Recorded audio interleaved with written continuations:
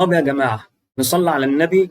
احنا طبعا عايزين نحول الكلام اللي احنا بنتكلمه صوت نحوله إلى كلام مكتوب على الوورد. كلام مكتوب على الوورد. اعمل ايه؟ ولا اي حاجة. هتروح إلى قائمة الهوم من على الوورد، هتلاقي فيه علامة المايك ده. حلو كده؟ حلو يا عم. طب هل ليها اختصار من على الكيبورد؟ ايه هو الاختصار؟ زرار الالت مع حرف الزاء. اهو شفت، اول ما اتكيت عليها جاب لي القايمه اهي.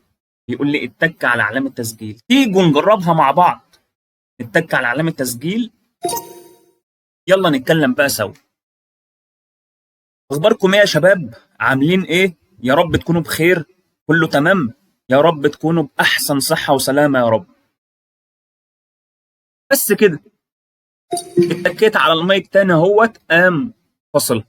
تعالوا نشوف بقى الكلام اللي احنا عملناه، نكبره شويه. اتكيت عليه بالماوس وهروح لهنا اكبر الكلام شويه عشان اشوف اللي انا كاتبه.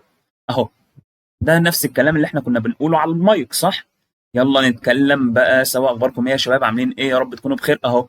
انتوا فاهمين الفكره؟ لو في حرف غلط ما اعرفش ايه وابقى صح ده في الاخر مش مشكله.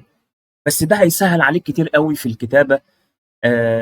ولو ما لقيتش المايك عندك يبقى انت معاك نسخه قديمه. يعني مثلا الوورد 2010، الوورد 2013، ساعات النسخ القديمه ما بتلاقيش عليها العلامه بتاعت المايك، يبقى انت محتاج ساعتها تحدث النسخه.